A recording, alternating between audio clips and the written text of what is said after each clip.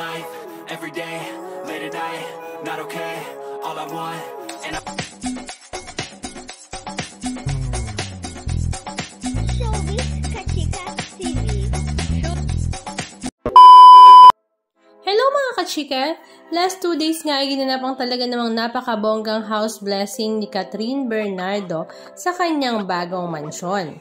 At ito nga ay dinaluhan ng kanyang mga malalapit na kaibigan sa showbiz industry. Marami nga sa mga netizens ang nakapansin na nagbalik na nga talaga ang friendship ni Dominic Roque at Catherine Bernardo. Dahil present na nga ito lagi sa event na meron si Catherine at the same time ay lagi pa rin nga nakabuntot si Dominic kay Catherine Bernardo na talaga namang ikinamiss din ng kanilang mga fans. Pero kung may maituturing ang nakabuntot kay Catherine, ay ito nga ay si Alden Richards. Dahil kapansin-pansin nga ang talaga namang pagiging maasikaso nito kay Catherine at sa kanyang mga kaibigan.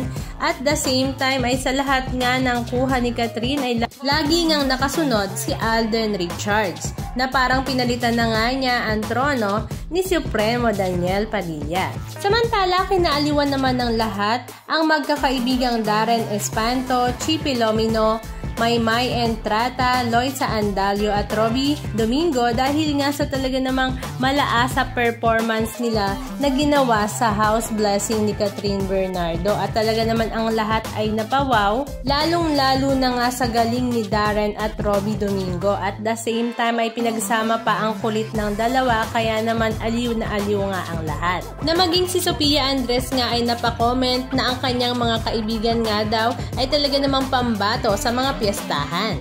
Kaya nga ang ending ay punong-puno nga ng sayawan at kulitan ang house blessing na ito. Maging ang mami at daddy nga ni Kat ay hindi na rin napigilan ang pagindak. Halika at panoorin natin ang ilan sa mga video clips ganap na kanilang ibinahagi.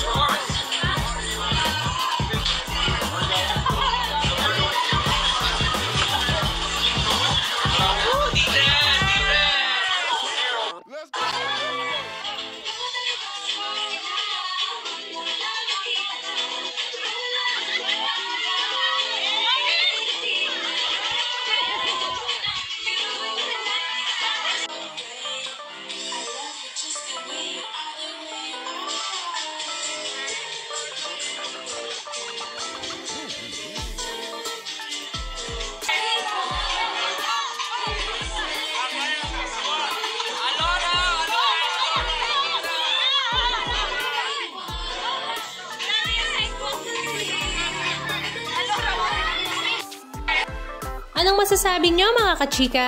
Just comment down below. And please don't forget to subscribe. Thank you!